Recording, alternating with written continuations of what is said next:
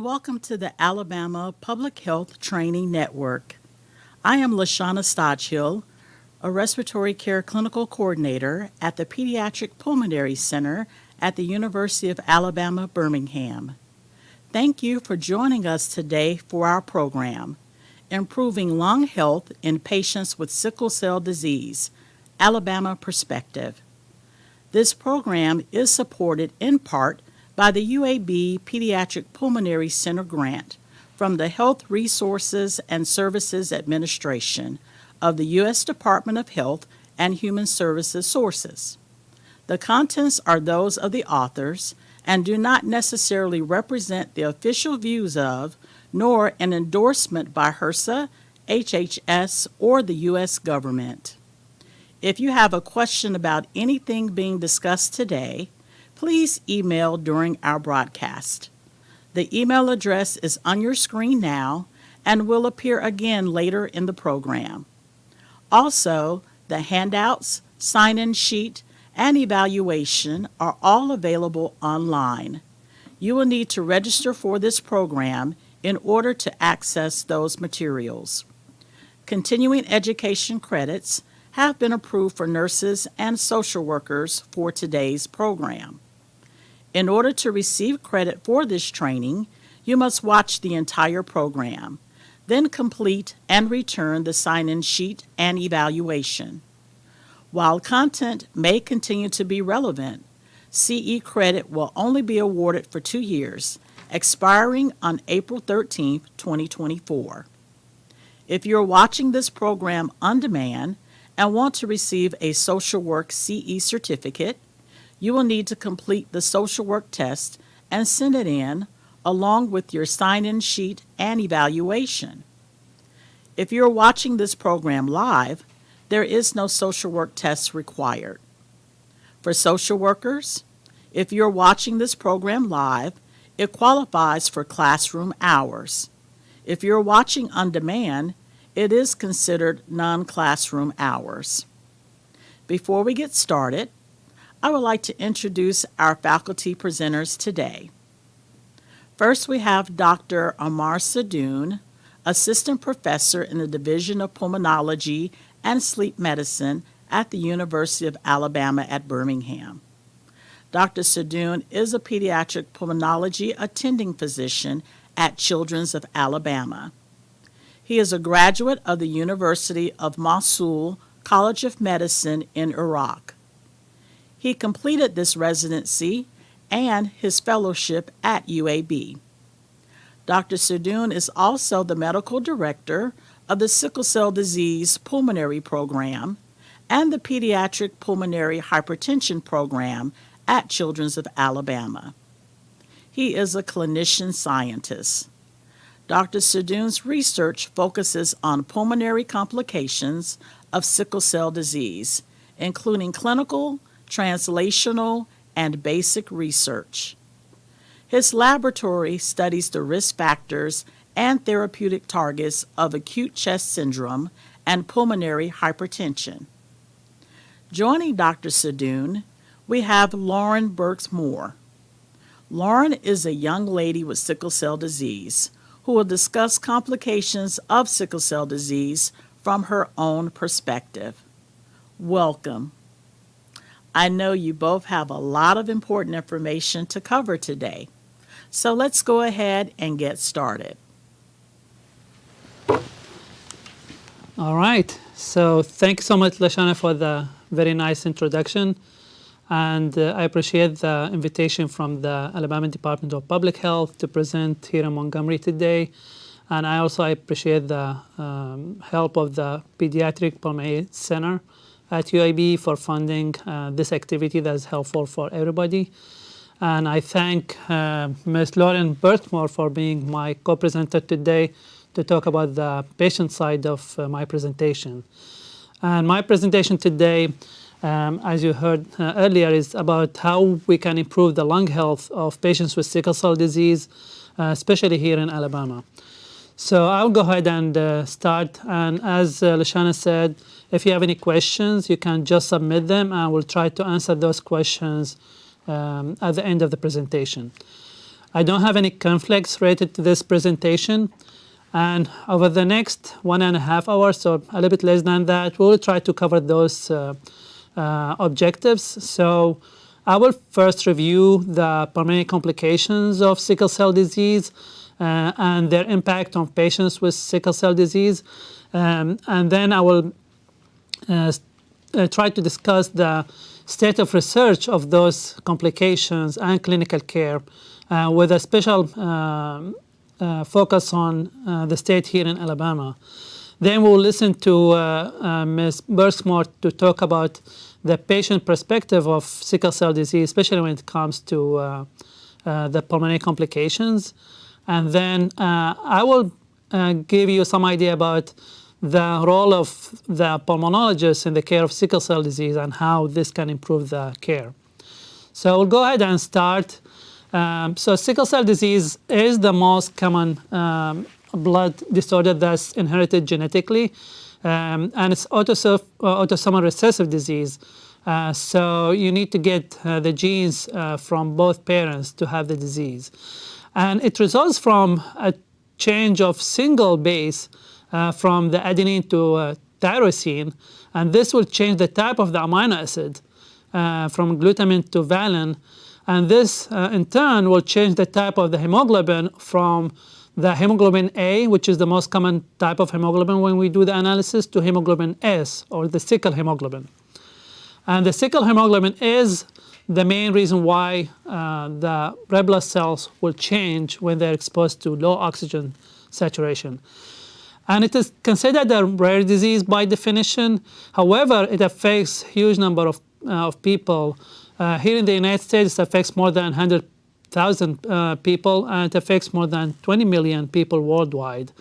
And about 1 out of 365 African Americans, they have the disease, and 1 out of 13 are carriers of the disease, or they have sickle cell trait, which is the other name of carrier of sickle cell disease.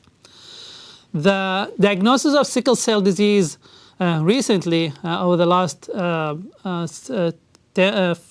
to 10 years, has been done through newborn screening.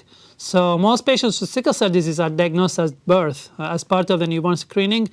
And this gives us an opportunity, both care providers and families, to intervene early into the disease to improve the outcome of this disease. So this is a great chance for us to improve the care of sickle cell disease and improve the life expectancy and quality of life. Speaking about life expectancy, as you can see from this figure, over the last 5 decades, there have been significant improvement in life expectancy in sickle cell disease with all of the advances in the modern medicine that you can see listed here. However, even up until now, the gap in life expectancy between patients with sickle cell disease and the general population here in the US is still huge. We need to work harder to get this gap to narrow with time. And not only the life expectancy is decreased, but the quality of life is also affected by the disease and its complications. Because most of patients with sickle cell disease, they have chronic pain, chronic respiratory issues, anemia, and they need to come to the hospital frequently to take care of those complications. And this can affect their life quality. And looking specifically at Alabama, this is a study that was published in 2015, and it looks at the incidence of positive newborn screening for sickle cell disease with the different genotypes of sickle cell. And as you can see in the top, Alabama, compared to the other states, has pretty significant impact of sickle cell disease with high percentage of newborns tested positive for sickle cell disease. And this is true also for the rest of the states in the southeast that are marked with the red rectangles here. It seems that this area is highly impacted by sickle cell disease, so a lot of effort needs to be spent to help reduce the burden of this disease, especially in the southeast of the United States. And those are the numbers of the positive newborn screening tests and the number of sickle cell disease in the different counties of Alabama.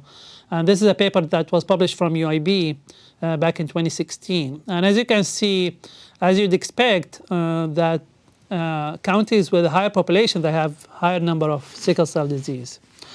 And that's what our program tried to focus the effort in. So our program, which is the UAB and Children's of Alabama Sickle Cell Disease Program, it's a lifespan program, meaning we take care of patients with sickle cell disease from birth until their late adulthood. And it has multiple components. It has a clinical and research components. It was established in 1995, and an interim study 5 years after the establishment showed that it improved the outcomes of sickle cell disease significantly here in the state. So although the numbers doubled over those 5 years period, the outcomes of those patients improved by 90%, especially when it comes to mortality. And the program has an adult side, which is in the green at the top, and has a pediatric side at Children's of Alabama in the orange on the right side. But it also includes 3 satellite clinics to serve people in the counties that are most highly impacted, as you see. The pediatric side of this sickle cell program includes more than 1,200 children with sickle cell disease that are seen both in the clinics at baseline and for follow-up, and also they're admitted to the hospital at Children's of Alabama when they're sick with any of the complications.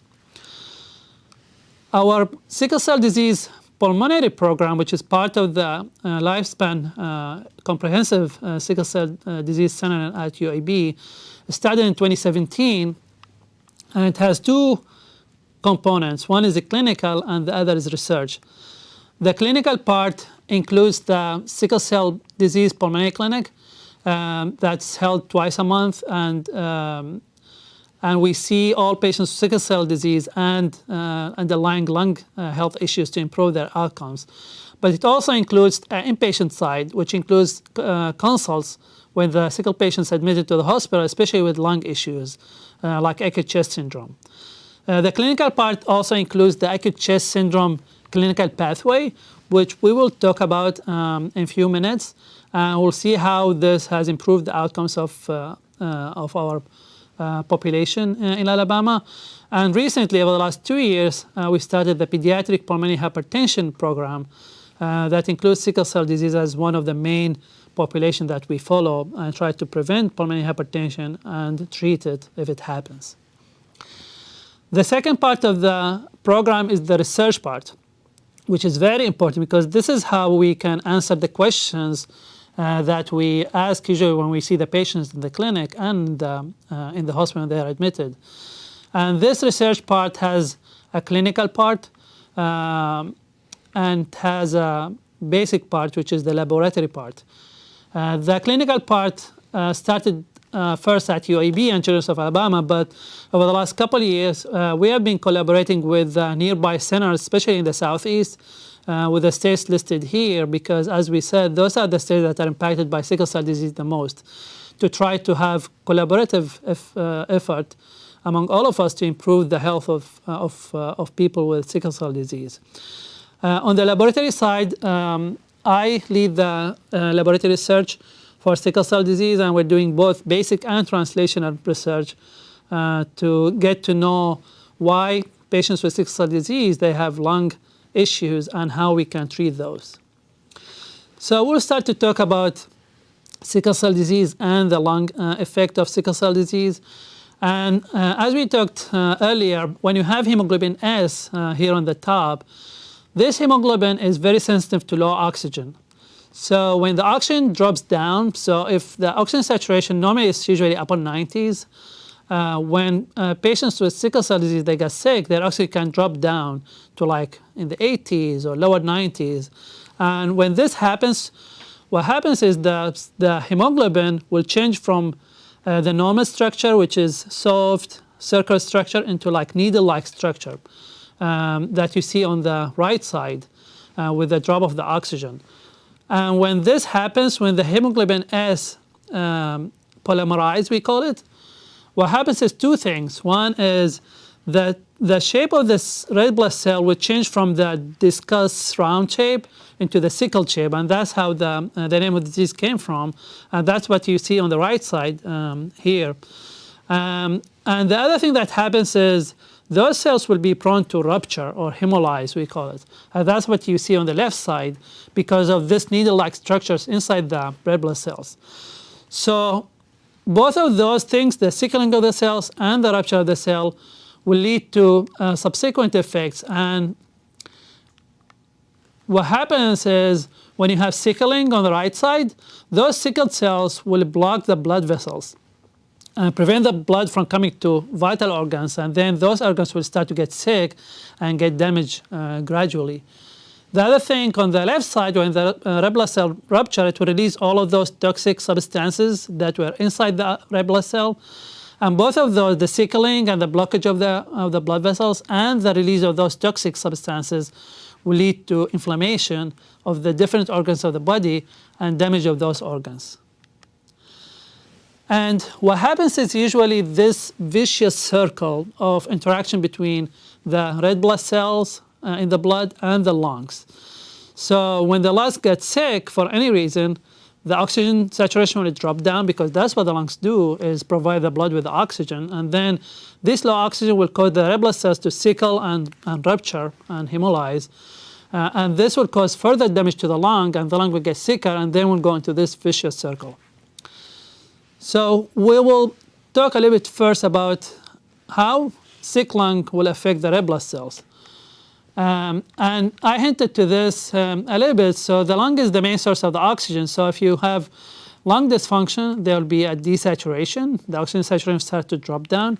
And this will lead to the sickling and rupture of the cells, and this will lead to the lung damage. So normally the red blood cells should look like this. They're round and discoid. When the oxygen saturation drops down, they will change to the sickle side and they will rupture. And then both the sickling and the hemolysis, they will lead to damage of the different organs of the body. But those are the main organs that are affected that you see here. So the lungs will have the acute chest syndrome and chronic lung disease that we'll talk about right now. And we have also a risk for developing stroke and brain issues, risk of acute kidney injury and chronic kidney disease, risk of pulmonary hypertension and systemic hypertension as well. So all of those are consequences of low oxygen and sick lungs. Now, there is very good hope for the future with new developments in medicine, as we talked about earlier. And now we have curative therapies for sickle cell disease, meaning that after those therapies, people with sickle cell disease, they will not have sickle cell disease anymore. They're still in the early stages, but for the stem cell transplant, it's pretty in advanced stage, and it is in the clinical use in many centers all over the states, including our place. And Dr. Goldman in the hematology division is leading the effort to do a transplant for patients with sickle to cure them from the disease. The new promising therapy is the gene therapy, which fixes the gene defect that causes sickle. And it's, as I said, it's still in the early stage, but the results are very promising, including this study that was published recently from UAB, from here. The primary author was Dr. Julie Cantor from the adult side. And what you see here is the gene therapy that was started in the middle with the gray line. And on the left side, the red dots that you see for each individual patient, those are severe episodes of pain that required admission to the hospital or ED visit or starting on opioid.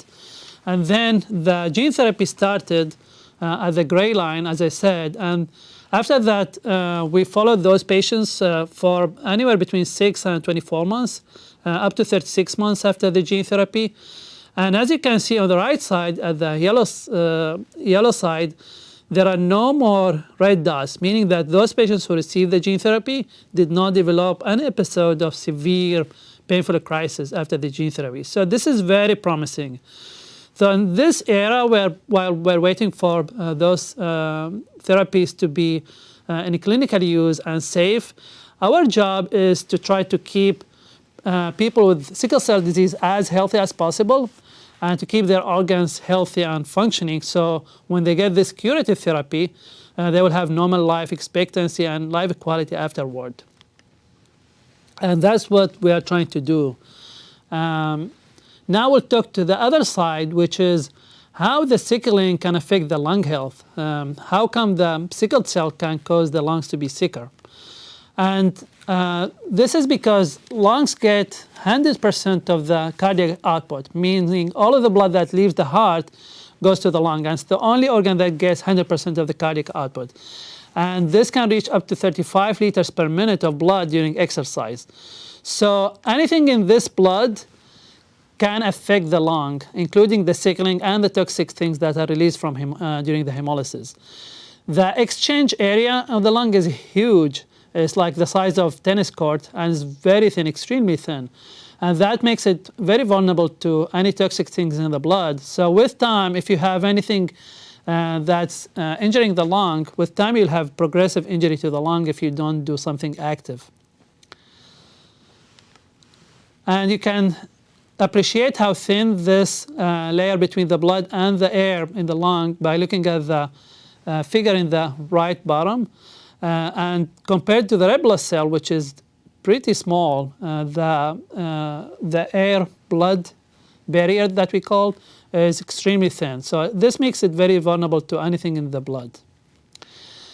Now we'll shift gears to talk about the state of the research about sickle cell disease, especially when it comes to pulmonary complications. And unfortunately, we don't have a strong research of this specific area. And those are the two statements of the mostly highly respected institutions. One is the American Thoracic Society in the bottom, and the other one is the American Society of Hematology, or ASH, at the top.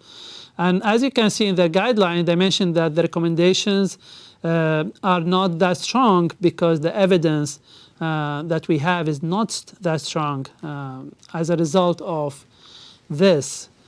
So this is the most important factor, probably why we don't have a strong evidence about the research in sickle cell disease. And this is a paper that was published in JAMA end of last year, also from here, from UAB. And it compares 3 genetically inherited diseases, the sickle cell disease, cystic fibrosis, and hemophilia. They are all nasty diseases that can affect life expectancy and life equality.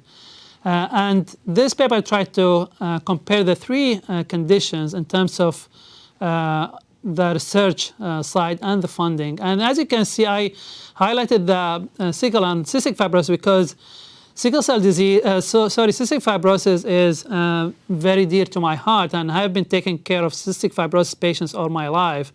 And I see the importance of research and the advances in this field.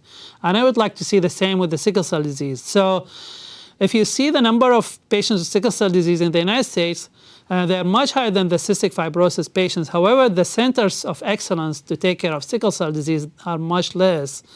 The most striking difference is in the funding on the right side. If you can see that the funding per person of sickle cell disease is much less than that of cystic fibrosis.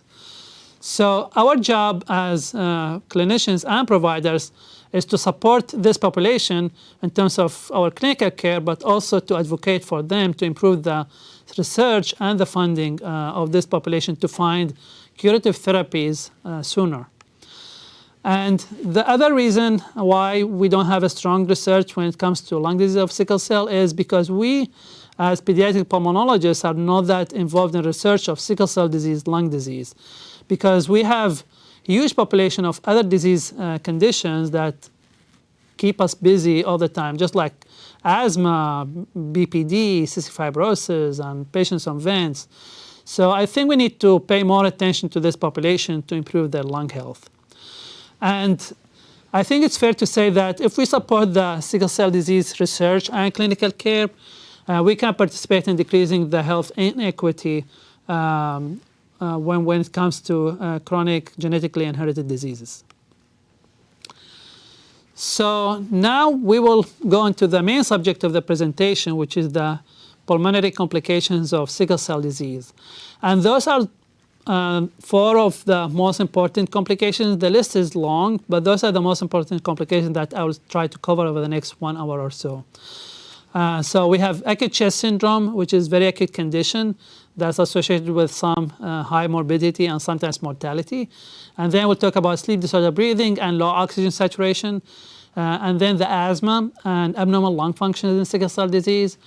And then pulmonary hypertension, specifically in sickle cell disease. So I will start with speaking about the acute chest syndrome. And the reason why I started speaking about this, because acute chest syndrome currently is the most common cause of death in children with sickle cell disease here in the United States and the rest of the first world countries. And it usually affects young children, like toddlers. It peaks usually between 2 and 4 years of age. Sickle cell disease patients, when they develop acute chest syndrome, they will be more prone to have recurrent episodes, especially if they develop early in age. And that's why about half of all patients with sickle cell disease, they will develop at least one episode of acute chest syndrome. It's pretty prevalent and has very high recurrence rate. And acute chest syndrome can develop during the admission for other reasons. So about half of the patients who develop acute chest syndrome, they're usually admitted with painful crisis first, and then they progress into acute chest syndrome while in the hospital. So they don't come with acute chest syndrome right away from home. And that's why we need to pay attention to patients who are admitted to the hospital with painful crisis, because they may progress into acute chest syndrome while admitted to the hospital. Now, how do we diagnose acute chest syndrome in patients who come to the ED or they're in the hospital or even to the clinic? We have to have very high level of suspicion about acute chest syndrome in order to diagnose it. Because if you don't think about it, you may not diagnose it early enough to prevent it from getting really bad. And the current acceptable definition of acute chest syndrome is if a person with sickle cell disease comes with acute respiratory symptoms that are listed here, in addition to a new infiltrate on a chest X-ray. Meaning they will come with like cough, fever, shortness of breath, wheezing, and then you do a chest X-ray because you are suspecting an acute chest syndrome, and you see a new infiltrate in the chest X-ray that was not there before, then you can say that this patient has acute chest syndrome. We are trying to add another major criteria for the definition, which is the low oxygen saturation, just because it's very important in the pathogenesis of acute chest syndrome.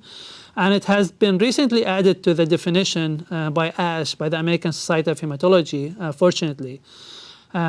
So if the patient comes with very low oxygen saturation in addition to respiratory symptoms, even if they still don't have any infiltration on the chest X-ray, we can still diagnose them with acute chest syndrome. And this will help those patients by diagnosing them early, as we will talk about in a minute. Physical exam is very important, and those are the things that we usually focus on.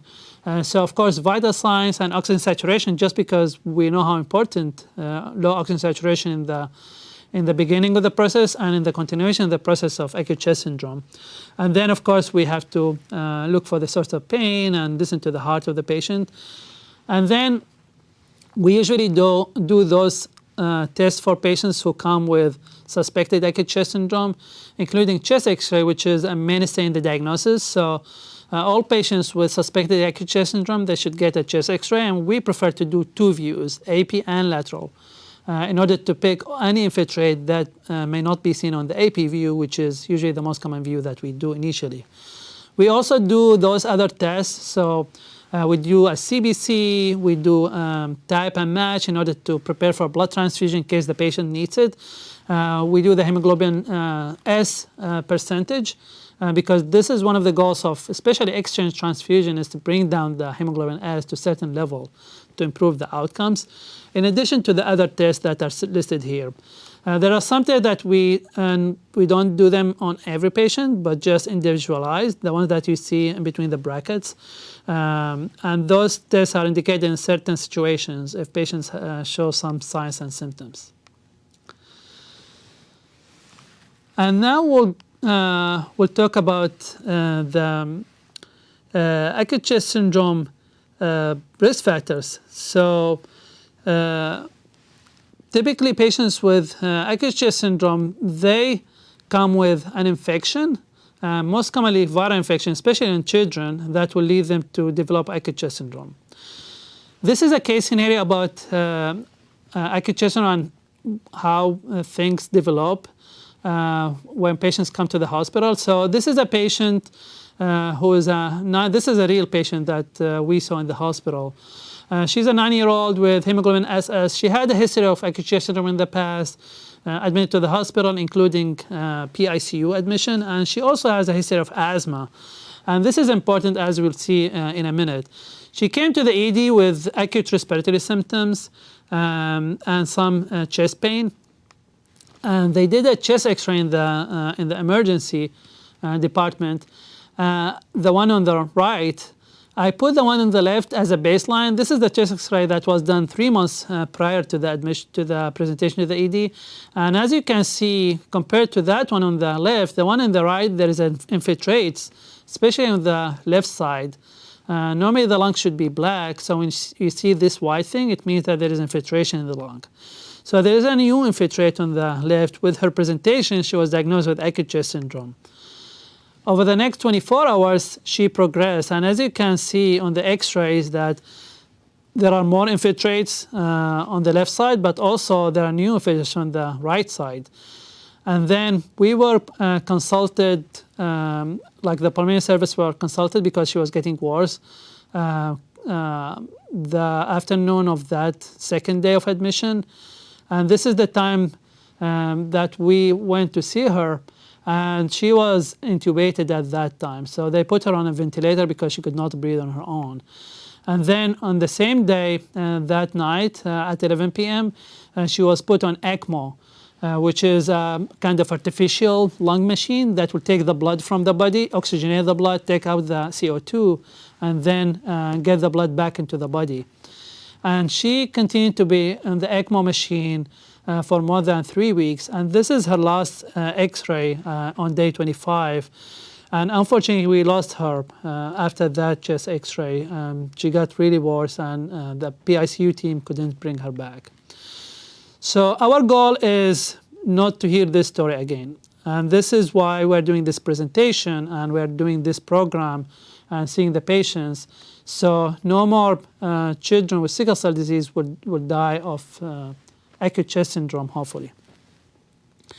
Now, what are the risk factors for acute chest syndrome? And as we talked about, if you have high level of hemoglobin S, then you'll be at high risk of sickle cell complications in general, including acute chest syndrome. The opposite is for hemoglobin F or fetal hemoglobin. The higher level of fetal hemoglobin, the better the prognosis is. Also, there are certain genotypes that are worse than the others. So hemoglobin SS and S beta 0, they have worse prognosis than, for example, hemoglobin SC and beta plus. We also have other risk factors, including high white blood cell count at baseline will give you high risk for acute chest syndrome. If you have an asthma, then there is a high risk of acute chest syndrome by about 2-folds. And then exposure to secondhand smoking is a very important factor that increases the risk of developing acute chest syndrome. So this is a very important point to pay attention. And when we talk to patients in the clinic or when they're admitted to the hospital, is to try to avoid any exposure to cigarette smoking or vaping.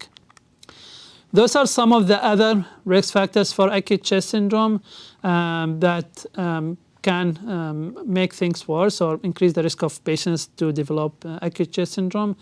And one of them, the last one that you see, is using opiate, especially during admission for painful crisis.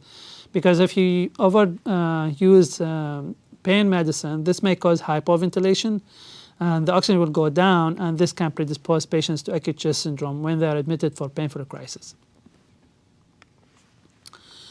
Now, how acute chest syndrome is triggered? So we have patients that are more prone to have acute chest syndrome, but how it starts. This is the largest prospective study of acute chest syndrome in the United States back in the 90s. And as you can see, about half of the time, we don't know what triggered the acute chest syndrome. The patient will start to have like shortness of breath and chest pain and cough all of a sudden without any apparent triggering factor. However, for patients who we know what triggered it, especially when it comes to children, it's usually infection. And for younger children, it's usually viral infections, just like cold or flu or COVID. And then bacterial infection. And the interesting thing that's usually atypical bacteria that can trigger acute chest syndrome more than other bacteria, including mycoplasma and chlamydia, and then the other kind of bacteria.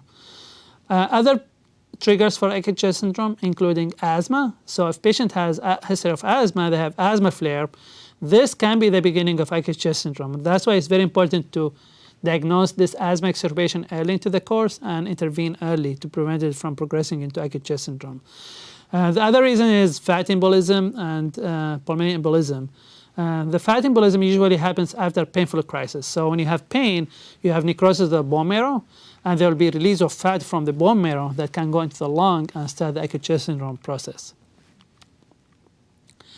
How patients with acute chest syndrome present? As you can see, this is the same prospective study that we talked about, the North American sickle cell disease group. And as you can see here, most of the patients come with chest pain and shortness of breath, and they can have pain somewhere else in the body. Those are the most common presentation. For the other large prospective study, they found that fever also can be a presenting symptom in addition to the pain and shortness of breath. But those are the most common symptoms. That's why they're included into the definition of acute chest syndrome. Now, this is our perspective as care providers, physicians, nurses, respiratory therapists, social workers in the hospital when we see people with sickle cell disease come to the hospital with those complications. Now, we will listen from Ms. Lauren Berksmore about how is sickle cell disease from the patient side and how people live with sickle cell disease. So I will move the presentation to Lauren to talk about her side of the story. Hello, everyone. Thank you for allowing me to be here and talk about my story. Thank you, Dr. Sadoun, for giving me the opportunity to. So, a little bit about me is that I'm 19 years old. I attend the University of Montevallo, and I'm going into a nutrition major. I like to cook, bake, draw, anything creative, to be honest, anything that involves my hands. I like to cater, and I've been doing it for a couple of years and taking baking classes, etc., just for experience. But overall, I have sickle cell, or better known as hemoglobin SS, which is the most severe form of it. When I was younger, it mostly shown as swelling of the joints or pain around my joints. And very frequent, most likely I would have fevers and coughing and wheezing.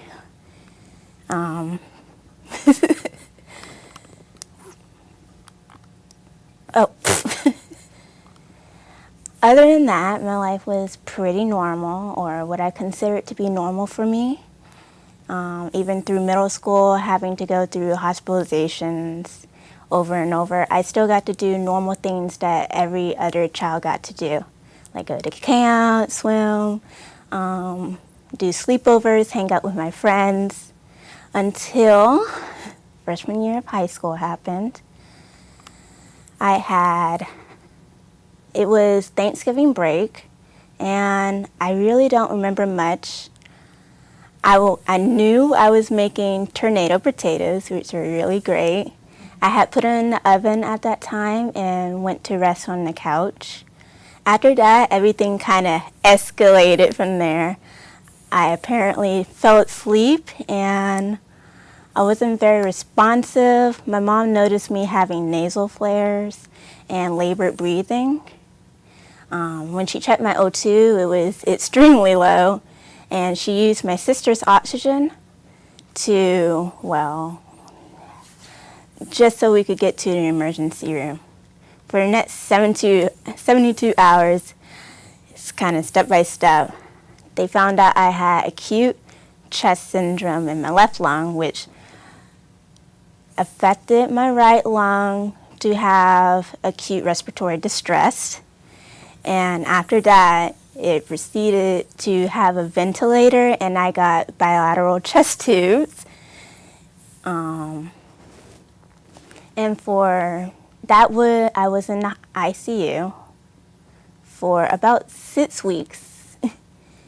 Around Christmas, they had took the ventilator off me and put a trach inside of my neck. I basically had to relearn everything over again. What helped me the most, though, when I was on the ventilator was that they like to pancake me. So I didn't do well in breathing on my back. So they would put me on my stomach and I would do significantly better. I don't know. But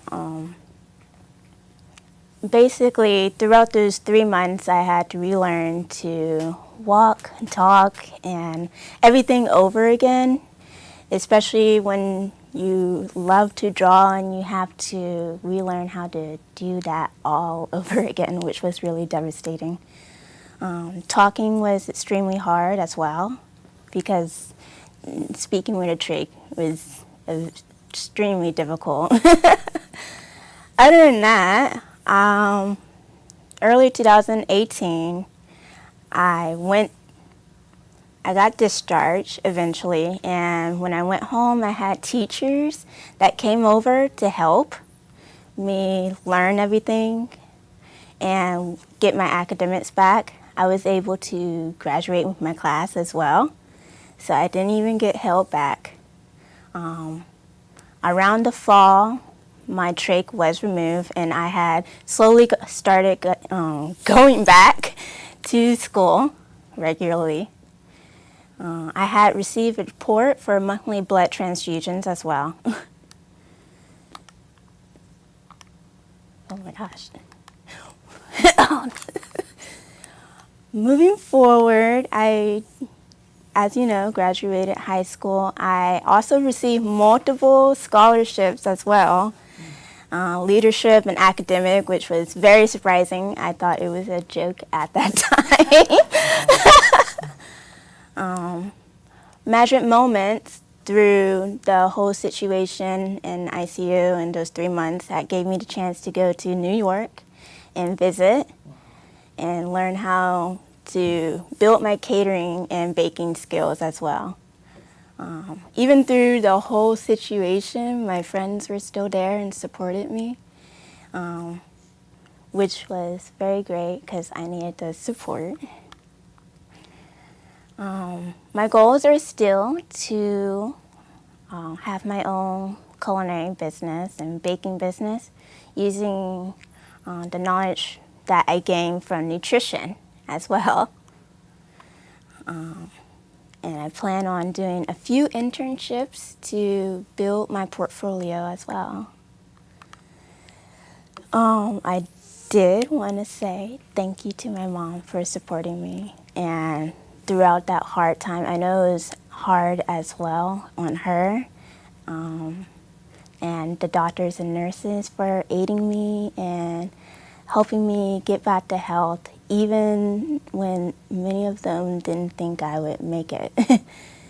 And thank you, Dr. Sadoun, for giving me this opportunity to share my story. And I think that is it. Thank you, everyone. All right, that is super impressive, Lauren. I'll give you just round of applause. Yeah, that's very nice. This is it's heart touching, the way that things change all of a sudden, and then how you came back from this. It gives an idea to the people about how resilient you are and how you recovered completely. And do all of this like very amazing achievements afterward. This is really impressive. And this is inspiring to everyone, I think, including ourselves. And this makes us feel very happy about what we do and encourage us even to do more, because we see that what we do and how we help is giving some results. Thank you so much, Lauren, for the presentation. That was very nice.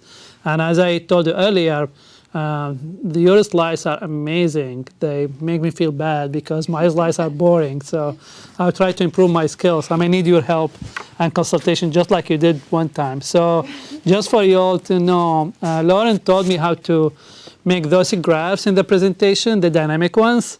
So she was in the hospital, in the clinic, she was getting some pheresis transfusion.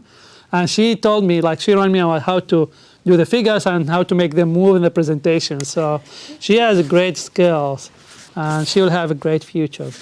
And Lauren is transitioning soon to the adult side, so we will miss her a lot on the pediatric side. But I told Lauren and the family that we will be there all the time if they need any help, or if they have any question, or if the providers on the adult side they have any question, we'll be there to help. All right, so I think I'll move ahead with my boring slides to finish the presentation. And then at the end, if you have any questions for me or for Lauren, please let us know. All right, so we talked about the acute chest syndrome and how we diagnose it, and then we listened to Lauren about what happens during those acute chest syndrome from the patient perspective. Now we'll talk about how we treat those acute chest syndrome episodes in the hospital to try our best to improve the outcomes of those episodes. Meaning to decrease the length of stay in the hospital, decrease the chance of developing acute respiratory failure, requiring ICU admission or bedding in the vent, or ECMO, or trach. So we usually look at the most updated information in the literature to see what's out there, what is the most updated things that can improve the outcomes of acute chest syndrome. And in addition, for our mission, when we started in 2017, our mission was to do research ourselves to try to improve those outcomes by researching ourselves. So this is the current kind of state-of-art management steps in acute chest syndrome that we are following at Children's of Alabama. The first one is analgesia.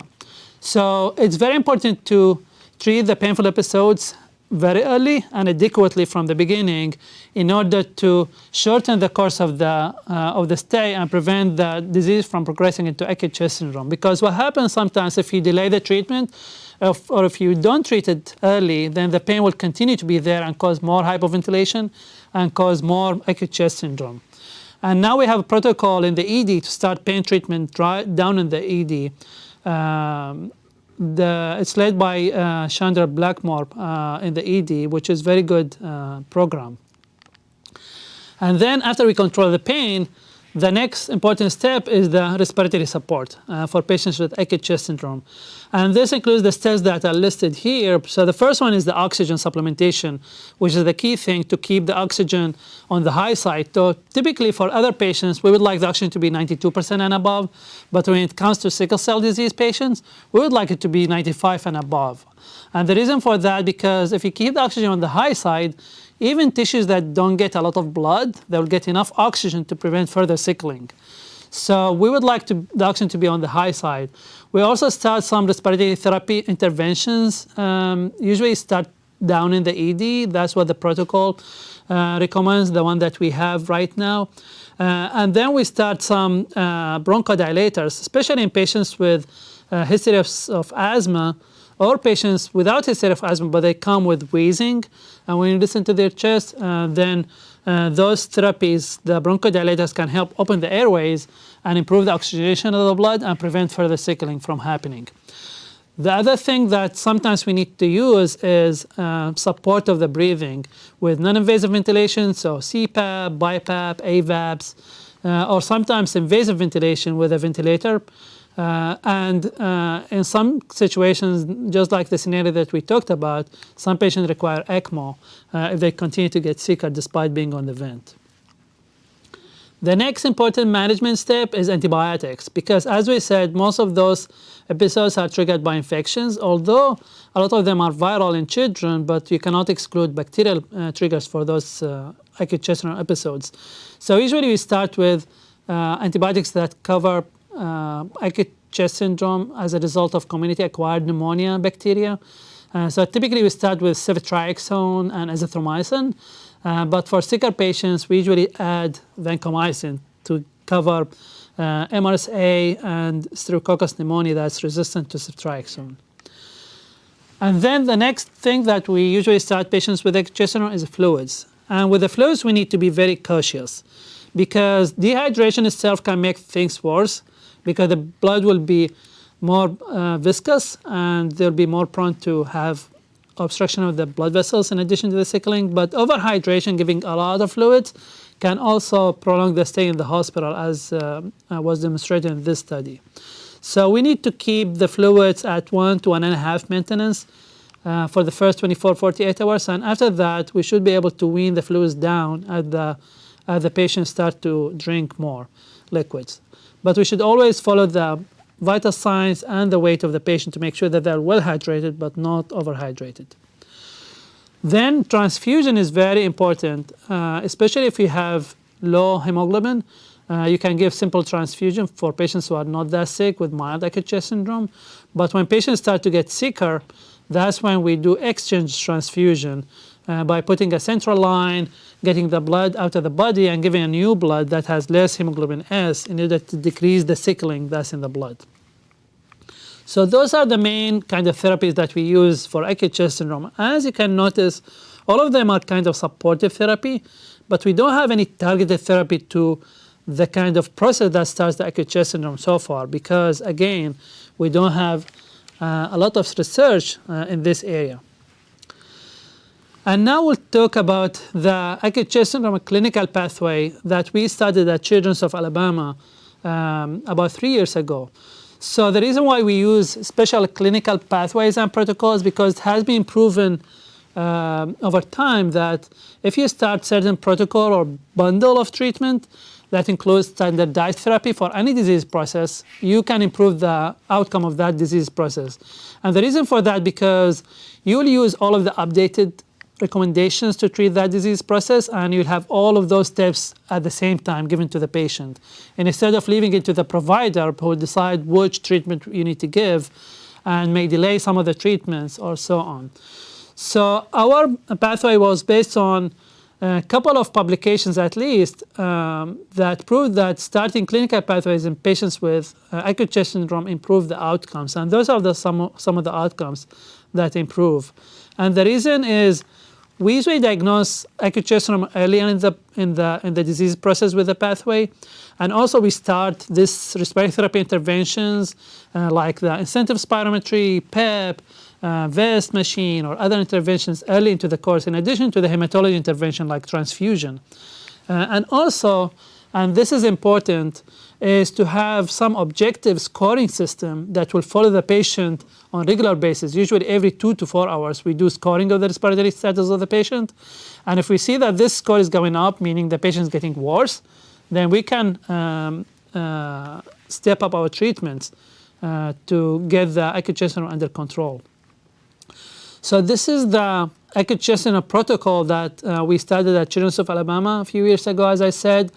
And it's pretty detailed protocol, and it has all of the updated information, and we review it every year to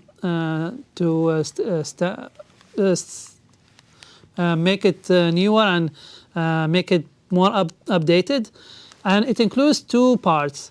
The first part is the ED part, the one in the top. And this includes all of the steps about how you diagnose with acute chest syndrome in the upper part, and then what are the steps that you need to do next. And then the scoring, which is the clinical respiratory score, the CRS. And based on the score, how sick the patient is from the score, this will decide the disposition of the patient. If the patient needs to go to the floor or to the step-down unit or to the intensive care unit. And all of those steps are associated with order set in the electronic medical records at Children's. So the physician, as soon as you put acute chest syndrome diagnosis, it will bring down all of those things. So you can just check those interventions that you need to start for the patient. So all of those things will start at the same time to try to improve the condition of the patient.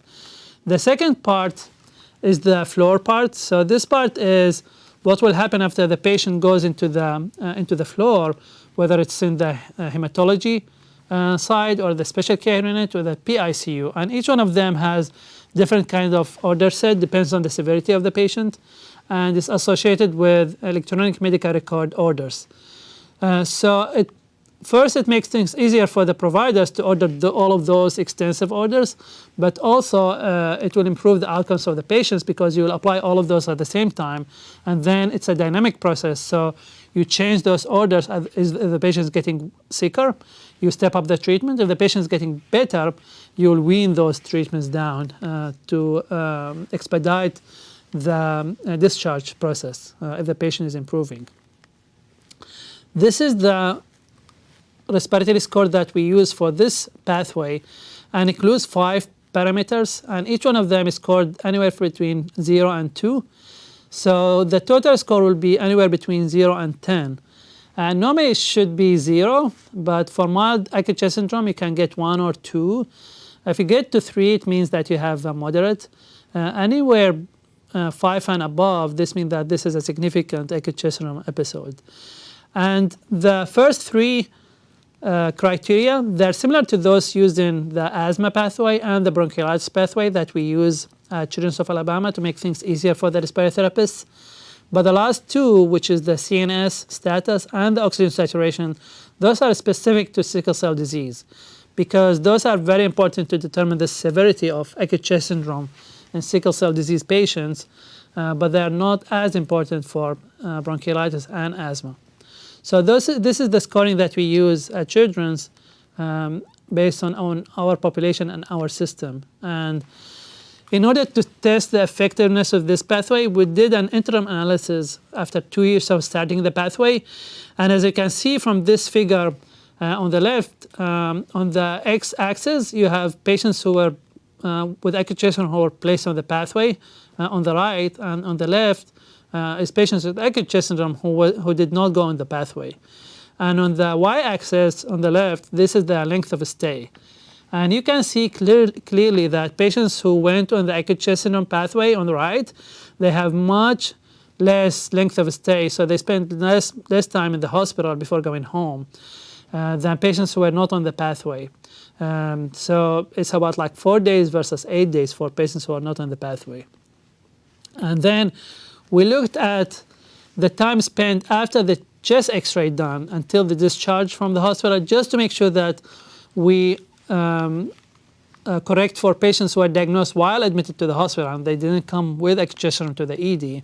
And we had the same results. Patients who are on the acute chest syndrome pathway on the right, they have much less length of stay while in the hospital.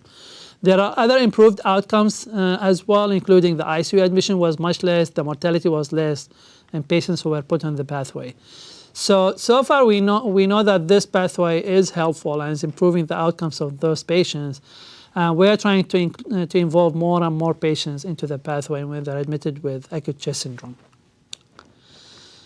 Now, we will move to the lab side. So we talked about the clinical side and what we are doing in the hospital. Now we'll move to the lab. And one of the main goals that I had when I started the program is to have a model, an animal model of acute chest syndrome, so we can see if any of the therapies that are available or new novel therapies can help improve the outcomes of acute chest syndrome so we can use them for our patients. And in order to develop a model of acute chest syndrome, I use 2 ways. This is the first way, which is exposure to chlorine. So as you know, chlorine is released when you use cleaning agents, when you clean something at home, or when you go to the swimming pool, they use chlorine to prevent spread of infection while swimming. There are studies that have shown that if you are exposed to those cleaning agents frequently on daily basis, there is a chance that you have a decline in lung function. And this is a study from Scandinavia that followed people who use cleaning agents at home versus those who use it in their job as part of their profession to use cleaning agents. And they compare them to smokers, and they follow their lung function, and they found that especially women who use cleaning agents frequently at home, they have faster decline of lung function than control women, and it's comparable to women who smoke. So it was pretty alarming. And similar kind of study was done in Canada, and they followed children from birth until they are 3 years of age. And they looked at children who are exposed to cleaning agents at home, like their moms use cleaning agents frequently at home versus those who don't use. And they found that those who are exposed to more cleaning agents by the age of 3, they're more prone to have asthma and wheezing and other outcomes. So we thought if those agents, the chlorine, can induce some sort of airway disease, can it induce acute chest syndrome as well? Because asthma increases the risk of acute chest syndrome. So what we did is we used, we called it humanized mice. So those are mice that had their hemoglobin, the mouse hemoglobin gene taken out, and they inserted a human hemoglobin gene in the mice. So they produce normal human hemoglobin. So their red blood cells produce hemoglobin A and S that's in the similar to the human. So they show the same phenotype of people with sickle cell disease and normal people with normal hemoglobin. And this mouse was first produced in the 80s by Dr. Tim Towns, who is at UAB as well. So he's the one who produced the first humanized mouse by knocking out the mouse gene and knocking in the human gene here at UAB. And it has been used all over the world for the last 20 years or so to research acute chest syndrome and other complications of sickle cell disease. So I've been fortunate to work with Dr. Towns and get those mice from his lab to do the experiments. So what we did here is we exposed some of the mice to chlorine on the right side, both mice with sickle cell disease and normal hemoglobin. And then we followed those mice for 6 hours. And we checked on them every half an hour to make sure that are they sick or not. And then at the end of the 6 hours, we euthanized the mice to look at their blood, their different organs, to see what's the effect of chlorine on them. And this was surprising for us. This is a survival graph, we call it, or Kaplan-Meier graph. And it compares how many mice were like alive by the end of 6 hours after exposure to chlorine. And the red line on the top is the normal hemoglobin, the control mice. The one in the at the bottom, the blue line, is the sickle mice. And you can see with time, a lot of mice started to die after exposure to chlorine. And so after 4 hours, only about 35% of the mice were alive. About 65% of the sickle mice died, while the normal mice, all of them, they were alive at the end of the experiment. So this is was very alarming for us. This means that sickle mice are very prone to chlorine exposure. And when we looked at why those mice died, when we did the analysis, we found that they have very severe lung disease, similar to acute chest syndrome that happens in humans. This was shown in the histology on the left graph. You can see on the top, these are the room air exposure. The one on the bottom is after chlorine exposure. And you can see the congestion and cellular infiltrates. And we did the scoring. It's called the Acute Lung Injury Score on the right figure. And you can see the one on the right, which is SS, which is the sickle. The blue line is after exposure to chlorine. And you can see the score went up significantly high, which means their lungs got like super sick after exposure to chlorine. And when we looked why this happened, we found that the hemoglobin dropped down significantly after exposure to chlorine, which means that those mice develop hemolysis, their cells just ruptured after exposure to chlorine. And when we looked at what happens to the red blood cells, we found that there will be increased red blood cell fragility. So red blood cells, even with minimal stimuli, they will rupture easily after exposure to chlorine. And we found that there is significantly increased level of heme, free heme, which is one of the things that are released from the red blood cells when they rupture. And heme is very toxic to the tissues and cause injury and damage to the tissues. So we thought that the overall kind of conclusion was those mice died because they have rupture of their red blood cells because of chlorine exposure. And these ruptured blood cells release the heme, which is toxic to the tissues, including the lungs, causing this acute lung injury and death, and acute respiratory failure. So we thought, if this is the case, what happens if we give some medicine that can clean this heme from the blood? And this is called hemopexin. And hemopexin is normally secreted by our bodies, but the level is very low in the body, and it cannot cope with the high level of heme that happens with the hemolysis. So what we did is we repeated the same experiment on only sickle mice, so we exposed them to chlorine, and then we divided the mice after exposure into two groups. One group, we gave them the hemopexin injection. The other group, we gave them just vehicle, which is all of the substances that are with the hemopexin injection except the hemopexin. And then we did the exact same experiment. We followed them for 6 hours, for 4 hours, and we did all of the analyses at the end. So as expected, at the end, we found that their heme level was significantly lower for those who received the hemopexin. And also the red cell fragility was less, meaning the cells were more resistant to hemolyze after you give them the hemopexin. So this was very encouraging. When we looked at their lung tissues, we found that the lungs of the mice who received the hemopexin, they look much better. They have less inflammation, less cell infiltration, and their score was much better. If you look at the right lower graph, the red one is the one with the hemopexin, and you see that the score was much lower, which almost equal to the control mice. And this has resulted in improvement of the survival significantly. So the blue line is the same line that we saw in the previous chart, which is sickle mice exposed to chlorine and received only vehicle. And the red line is representing the mice who have sickle cell disease exposed to chlorine but receive hemopexin. So as you can see, about 90% of the mice survived towards the end of the experiment versus only 35% of those who received the vehicle. So hemopexin was very helpful to prevent the lung injury in mice who develop acute chest syndrome and prevent the death in those mice.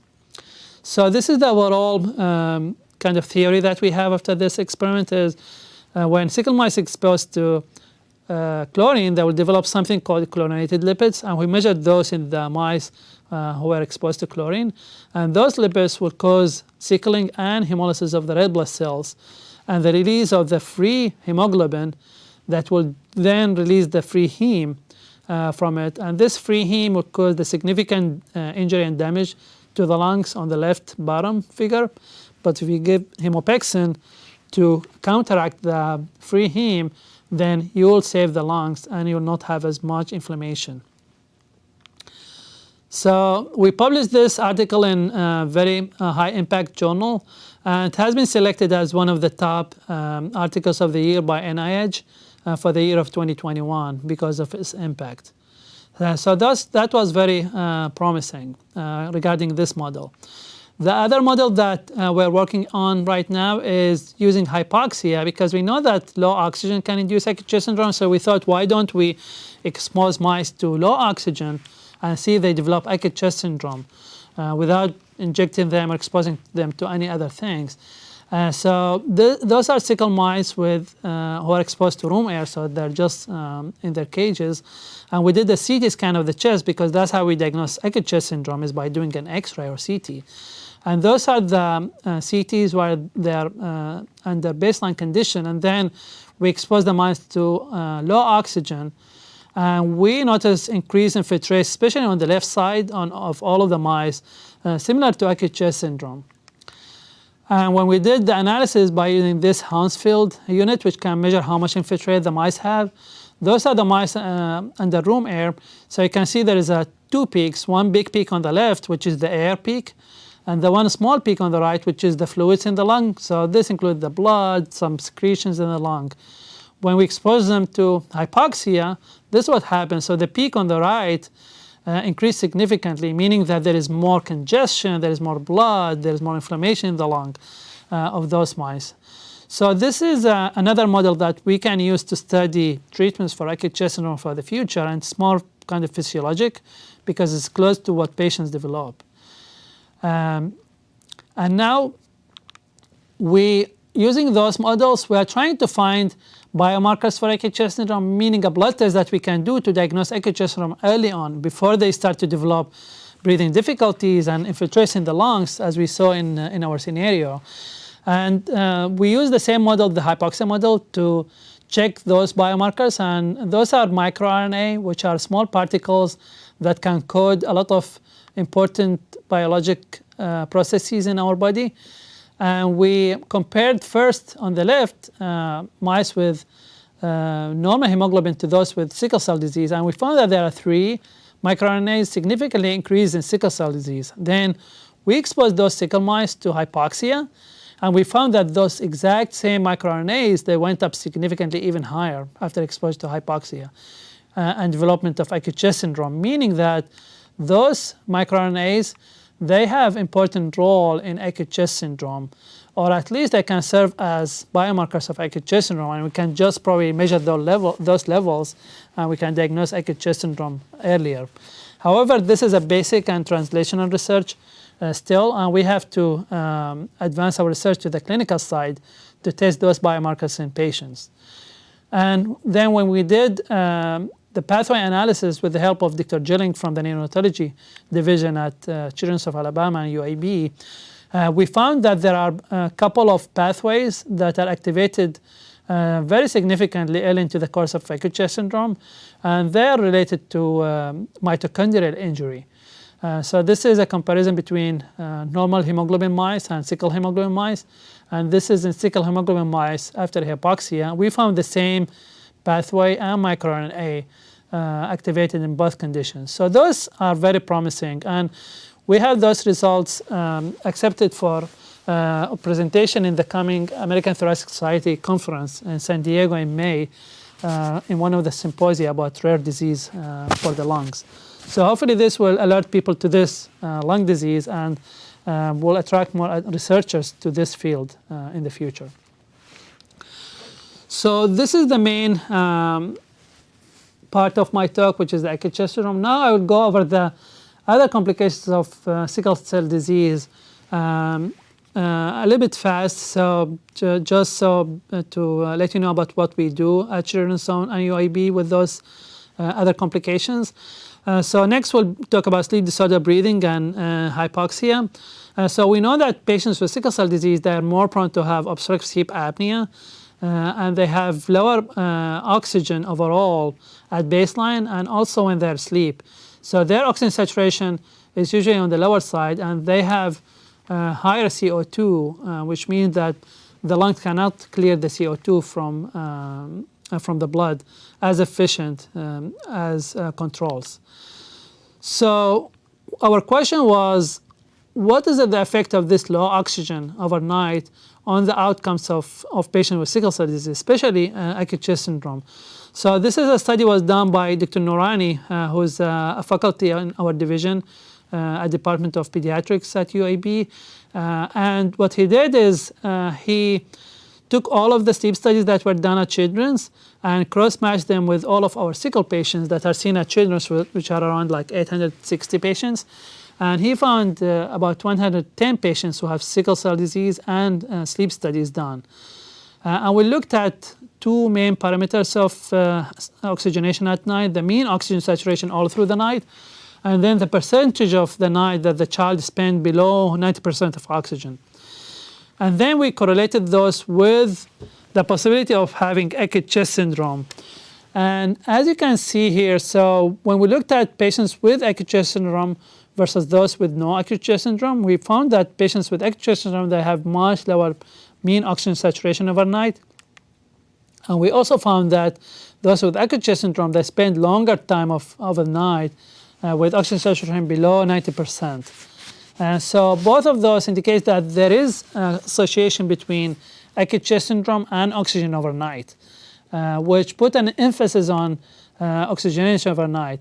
And then we tried to develop a model to see like at what level of oxygen will start to get concerned that this patient may develop acute chest syndrome in the future. And we found that with the mean oxygen, this is pretty high. It's 97% oxygen is pretty high. So patients who are with oxygen saturation, mean oxygen overnight less than 97.3%, they're more prone to have acute chest syndrome. However, the specificity was low. So we use the other parameter, which has high specificity, as kind of cleaning parameter. So patients who have spent more than 2.7% of the night, below 90%, those are usually at high risk of acute chest syndrome. So probably those patients need more aggressive intervention in terms of giving them oxygen overnight.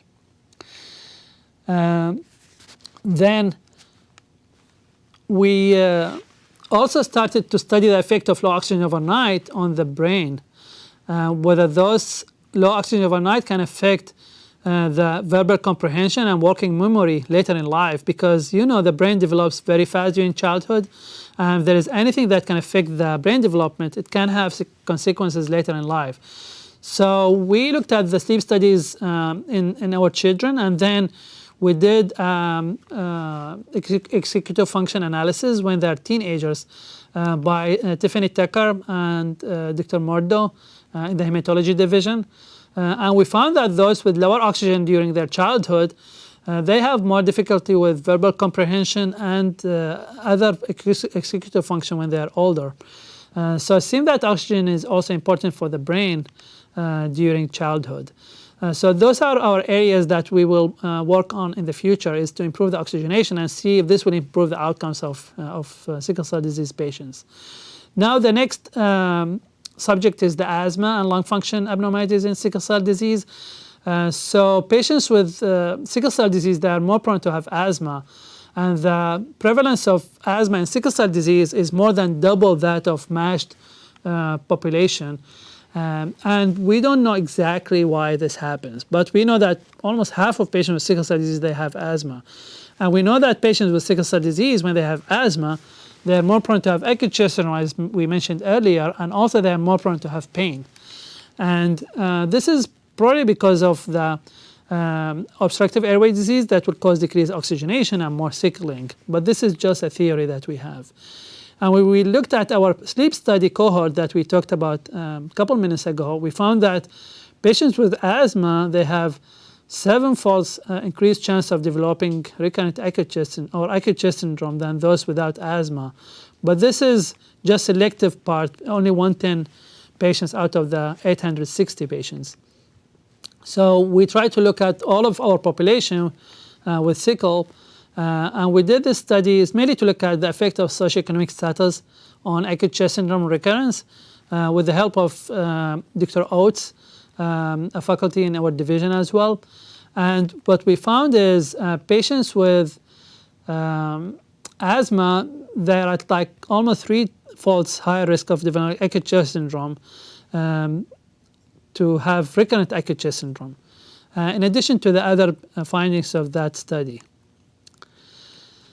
Now, we do lung function on patients with sickle cell disease, but we don't know what to do with those lung functions. So we know from previous studies that patients with sickle cell disease, they are more prone to have obstruction of the airways. So their airways are narrower and tighter than controlled MASH controls. And we try to look like if this can affect the outcomes of sickle cell disease. And what we looked at all of our patients who have lung function, which are 150 patients, and we correlate this with acute chest syndrome. And what we found is patients with obstructive airway disease with lower FEV1 and FEF2575, which are 2 markers of obstructive lung disease, they're more prone to have acute chest syndrome. So the narrower the airways, the more chance that the child will develop acute chest syndrome in our population.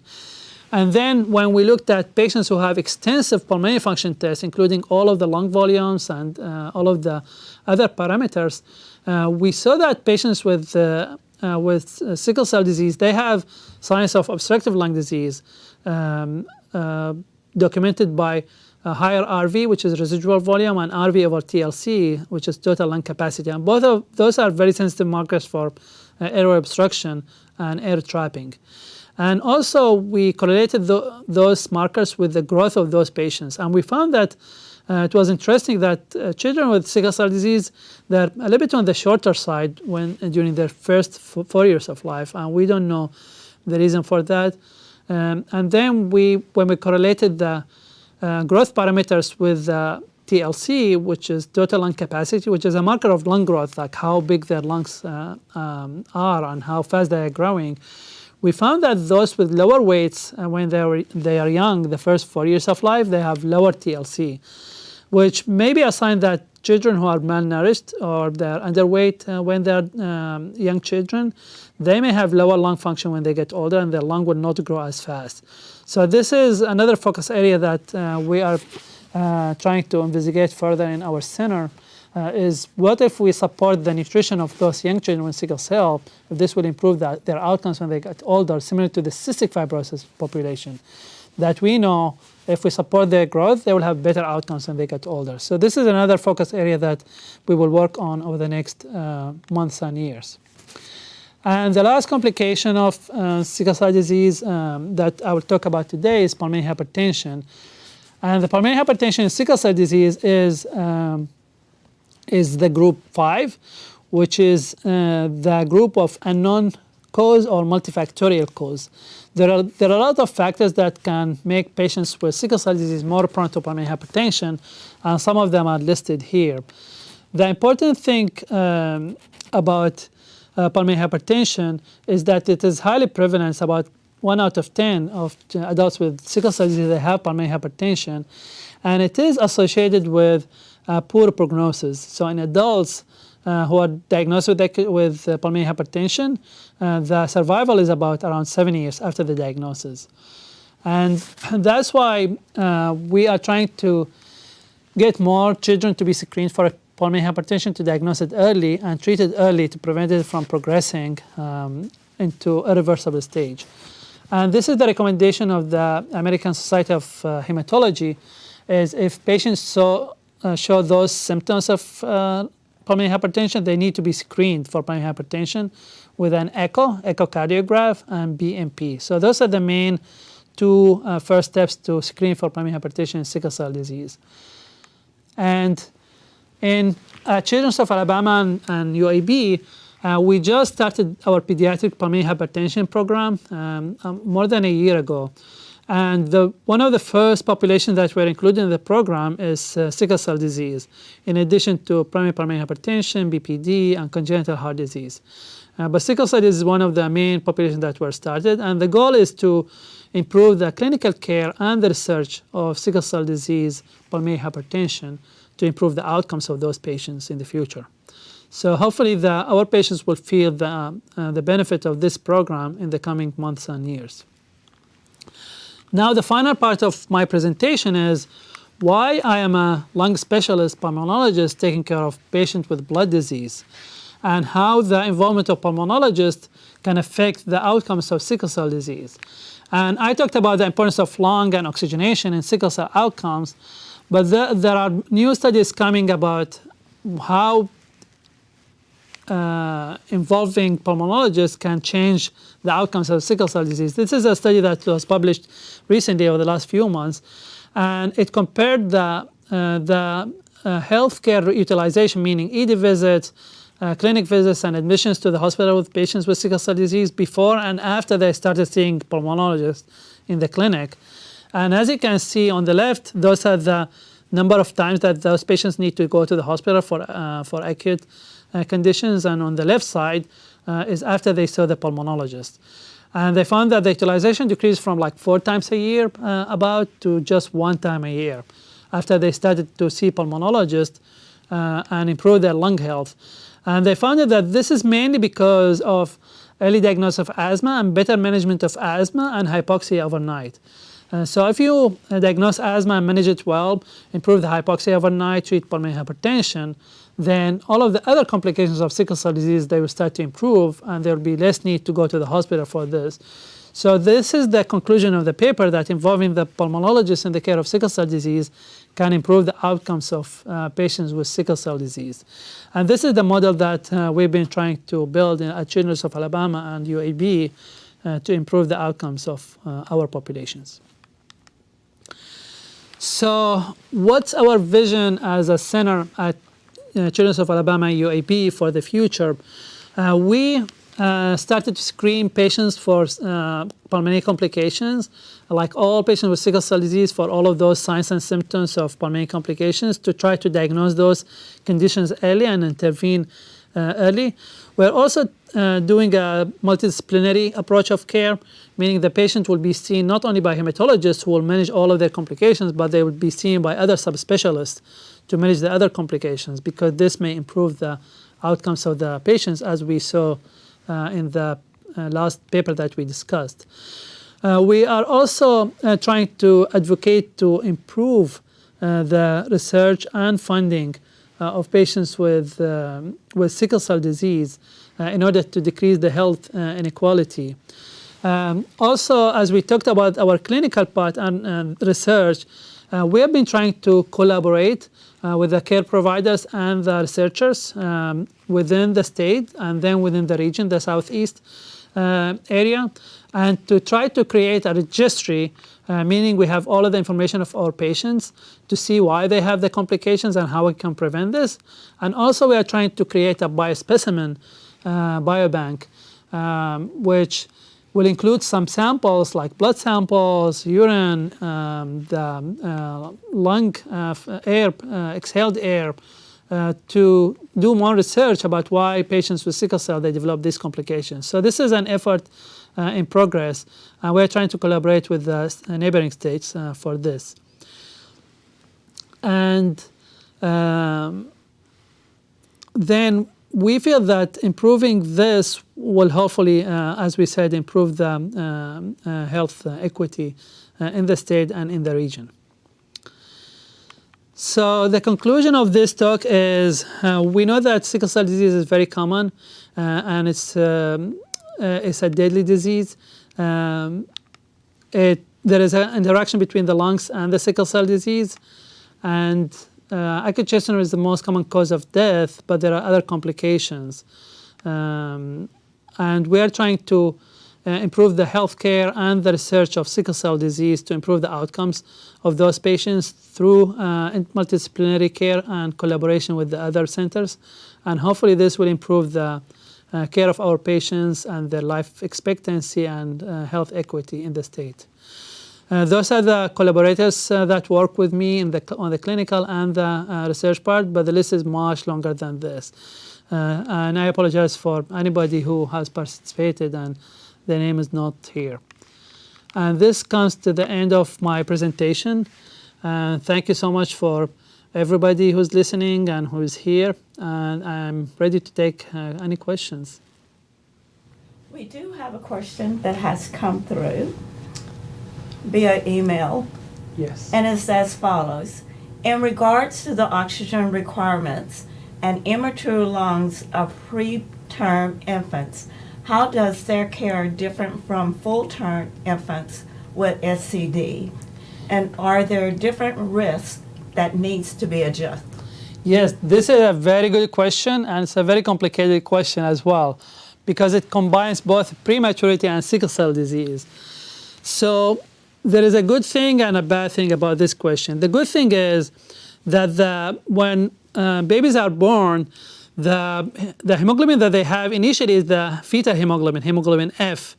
So when they are born, they're not at risk of developing sickle cell complications right after birth.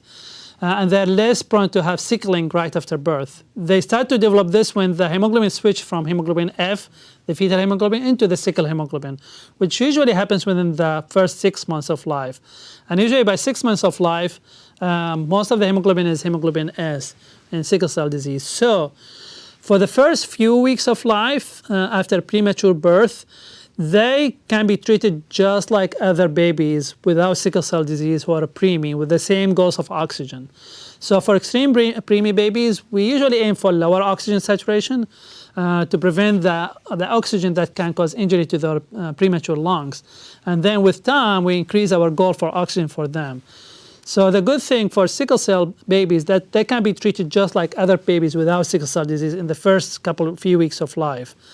Later on in life, we will be more generous with giving them oxygen. I'm talking about preemies with sickle cell disease, because first they will not be prone to the toxicity of oxygen, and then they will start to produce the sickle hemoglobin that can be sickled. So to answer their question, I would say the first probably couple months of life, we can just aim to the same goal of oxygen. But after 2 months of life, we can be more generous with the oxygen. We can aim for higher oxygen saturation in patients with sickle cell disease and prematurity. Thank you for that. Well, this concludes our program for today. I want to thank both of our presenters for being here, and I want to thank the audience for watching. All right, thank you, everybody.